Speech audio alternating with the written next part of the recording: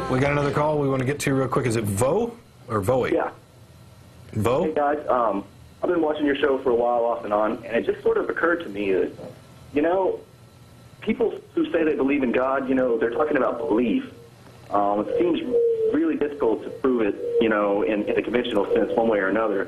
So how, you guys seem pretty morally certain that there is no God. I mean, it seems to me, ironically, that requires a leap of faith, because how can you know that? I wouldn't say I'm morally certain. Well, and I never claim more like where you're coming from. And I never claim absolute. We're not the ones defining a God and claiming that it doesn't exist. We're responding to claims that a God does exist. Now, it's kind of what it sounds like. What you're saying is this argument that it takes more faith to be an atheist than it does to be a theist. Maybe not more, but maybe just as much. But it's not. Does it take more faith to disbelieve the claims about Bigfoot than it does to believe them? Well, that's an interesting point. But, I mean, even with Bigfoot, like, well, okay, I don't want to compare God to Bigfoot. Well, okay, but in general, faith is... There are a number of ways in which we go about determining what is believable or not to each of us. It's the philosophical field of epistemology. What counts as evidence? What counts as belief? Knowledge is a subset of belief that may, in fact, be called justified true belief. All of these things are important.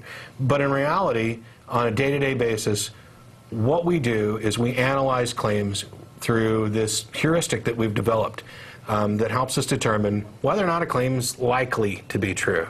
We're not making claims about absolute truth. And when I hear claims about the existence of a God, even claims that I used to believe, I now find that there's insufficient evidence to justify those claims. Doesn't mean that I believe that they're absolutely untrue. Some of them I do, because they're logically inconsistent. Are you saying that you believe there's no God, whereas Christians or other religious people believe there is a God? Well, see, that's the thing. For me, in atheism in general, is a lack of belief in a God. If the question is, do you believe a God exists? If you say yes, you're a theist. Anything else, including I don't know, you're an atheist. I thought if you said I don't know, that meant agnostic.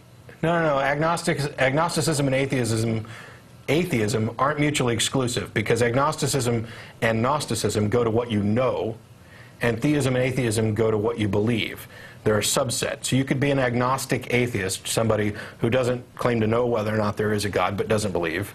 Or you could be a Gnostic theist, somebody who doesn't believe that there's a God and they also claim that they know that there's no God. Under those definitions, I'm an agnostic atheist. Under a slightly different set of definitions, there's weak atheism and strong atheism. I tend to reject all these because they clutter up the issue. The simplest thing is, I don't believe that any of the claims about the existence of a God have met their burden of proof sufficient to make me believe them. I also, on a side note, and this isn't all atheists, happen to believe that there is in fact no God. And the reason for this, that actually is a position that I would have to justify. It's not faith-based, because I don't believe it for no reason. I don't believe it without good reason. But I also don't believe it... To justify a negative in general rhetorical terms. Yes, and that's the thing. I'm not claiming this to an absolute certainty, because I realize that this... Well, it's not true that you can't prove a negative, but this type of negative would require exhaustive knowledge. But I don't view knowledge that way. Do you believe that there are pixies, for example? I'm not sure. Okay. I mean, I believe it, no, but I'm not certain of it. Do you believe that leprechauns exist? I've seen some short Irishmen before. I don't know. Okay. I think I smell where you're coming from. Okay. I don't believe that leprechauns exist. And I would, under any conventional day-to-day colloquial definition, say, I know there's no such thing as leprechauns. I'm not claiming to absolutely know for certain that nowhere in the universe, at no time, did a leprechaun actually exist. I'm talking about things in practical terms, in terms that are useful. So it's fair for me, in the context that it's fair for me to say I know there's no such things as leprechauns, I can say I know there's no such thing as a God. But that kind of knowledge isn't what most religious folks are talking about when they say they know.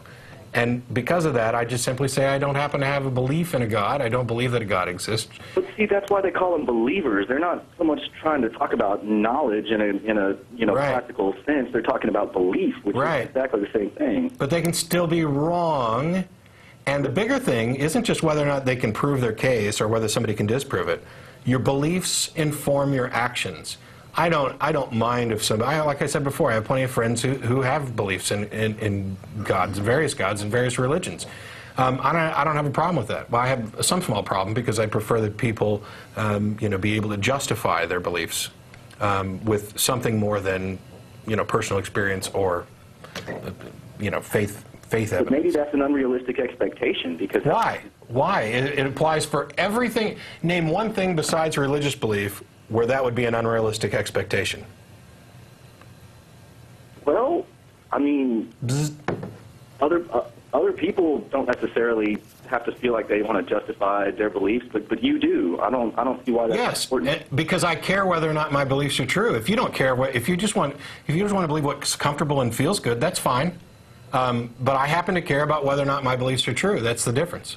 But how, I'm not saying you specifically. Ascertain that according to what criteria?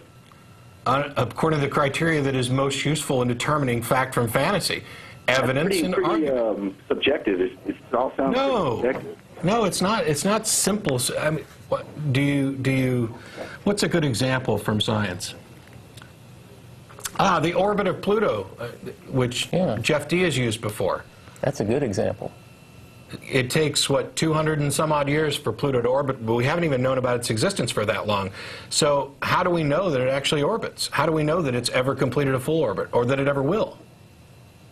We don't know. Say you can know that, But we have the math, and we have the science and the evidence that confirms this former planet is conforming to the laws of gravity, the laws of physics that govern the universe, that are consistently reliable. It's not like science stops working on occasion.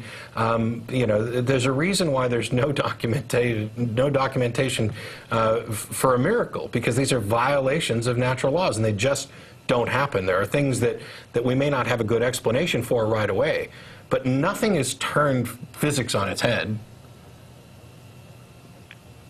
Well, that's all very interesting, but I don't see the direct equivalency between physics and theology. You know why? Because one's real and one's not. One involves what we call knowledge, and one involves what we call belief, which aren't exactly the same thing. Okay. Do you think beliefs matter? I would hope so. I mean, if your beliefs inform your actions, wouldn't you want to know, to the best that you possibly could, we can't know everything, that your beliefs are true or likely true? Wouldn't you want to get rid of as many false beliefs as possible? Not necessarily. I mean, you get to learn about things even if you don't necessarily agree with them. I didn't say learn about them. I said believe. I can learn about all kinds of religions. I'm not quite sure what you meant by that. I spent a great amount of time learning about all kinds of religions. I said beliefs. Wouldn't you want to have as many true beliefs and as few false beliefs as possible?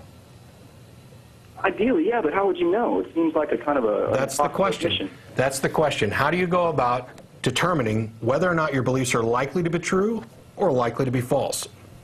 But see, who are we to assign likelihood to beliefs? It just Who else could? You don't think that we have any reliable method for distinguishing fact from fantasy? Nothing that's concrete. So why do we lock people up in insane asylums? That's a very good question. You don't think that there's good justification for that? In some cases, yeah, and in other cases, no. Well, get rid of this notion of certainty. Get rid of this notion of absolute certainty. We're talking about practical knowledge. The absolute certainty is a red herring.